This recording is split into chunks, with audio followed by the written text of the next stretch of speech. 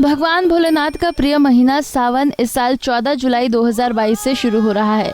इस पूरे महीने में देवों के देव महादेव की विशेष पूजा अर्चना की जाती है। वैसे तो साल भर महादेव की पूजा की जाती है, लेकिन सावन का महीना शिव स्वयंभू की आराधना के लिए अच्छा माना जाता है। हिंदू धर्मों में भगवान शिव शंकर को सभी देवों में सबसे उच्च स्थान प्राप्त है, इसलिए वो महादेव कहलाते हैं। वो कालों के भी काल महाकाल हैं। इनकी कृपा से बड़ा संकट भी टल जाता है। मान्यता है कि यदि कोई सावन महीने में प्रत्येक सोमवार को पूरी श्रद्धा के साथ व्रत रखता है तो उसे भगवान शंकर का आशीर्वाद प्राप्त होता है और भक्तों के सारे कष्ट दूर हो जाते हैं। इस बार सावन 12 अगस्त तक चलेगा। सावन के पवित्र महीने में इस बार 4 सोमवार पड़ेंगे। सोमवार का पहला सोमवार 18 जुलाई को पड़ेगा, वहीं सावन का अंतिम सोमवार 15 अगस्त को है। धार्मिक मान्यताओं के मुताबिक सावन के प्रत्येक सोमवार पर जल और बेलपत्र से भगवान शिव का अभिषेक किया जाता है।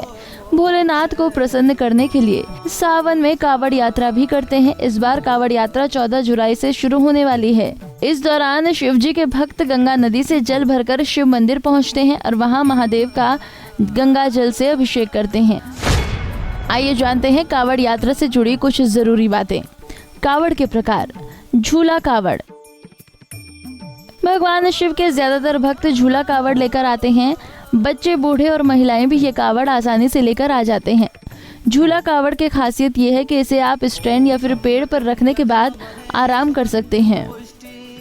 हालांकि आराम या भोजन करने के बाद कावड़ उठाने के लिए आपको पुनः शुद्ध होना पड़ेगा। खड़ी कावड़।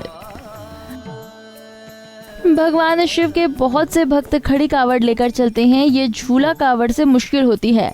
आमतौर पर खड़ी कावड़ किसी सहयोगी की मदद से लाई जाती है। कावड़ लाने वाला इंसान जब आराम करता है तो उसका सहयोगी कंधे पर कावड़ लिए खड़ा रहता है। डाक कावड़। डाक कावड़ सबसे मुश्किल कावड़ मानी जाती है। इसमें भक्तों को एक निश्चित समय के भीतर हरिद्वार से जल भरकर भगवान शिव का जलाभिषेक करते हैं। डाक कावड़ 14, 16, 18 या 20 से ज्यादा घंटे की हो सकती है।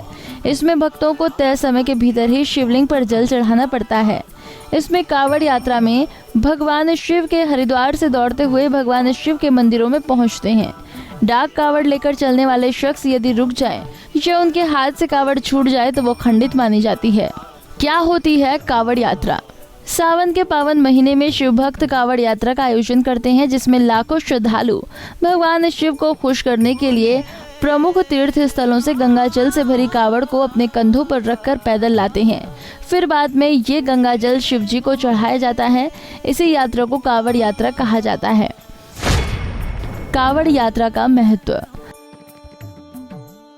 माना जाता है कि भगवान शिव बहुत ही आसानी से प्रसन्न हो जाने वाले देव हैं। वो केवल भाव के भूखे हैं। यदि कोई श्रद्धा पूर्वक उन्हें केवल एक लोटा जल अर्पित कर दे तो भी प्रसन्न हो जाते हैं। इसलिए उन्हें प्रसन्न करने के लिए हर साल उनके भक्त कावड़ यात्रा निकालते हैं। क्या है पौराणिक मान्यता? पौराणिक मान्यता के अनुसार कहा जाता है कि पहला कावड़िया रावण था। वेद कहते हैं कि कावड़ की परंपरा समुद्र मंथन के समय ही पड़ गई। उस दौरान जब मंथन में विष निकला तो संसार इससे त्राही त्राही करने लगा। तब भगवान शिव ने इसे अपने गले में रख लिया, लेकिन इससे शिव के अंदर जो नकारात्मक ऊर्जा ने जगह बनाई उसको दूर करने का काम रावण ने किया। रावण भगवान शिव का सच्चा भक्त था। वो कांवर में गंगा जल लेकर आया और उसी जल से उसने शिवलिंग का अभिषेक किया था। तब जाकर भगवान शिव को इस विष से मुक्ति मिली, जिसके बाद से ही लगातार शिव भक्त इस परंपरा को निभा रहे हैं। हमसे जुड़े रहने के लिए हमारे YouTube चैनल को सब्सक्राइब करें और नई वीडियो की नोटिफिकेशन के लिए बेल आइकॉन को दबाएं। अगर आप ये वीडियो Facebook पर देख रहे हैं तो लाइक जरूर करें और ज्यादा से ज्यादा शेयर करें। धन्यवाद।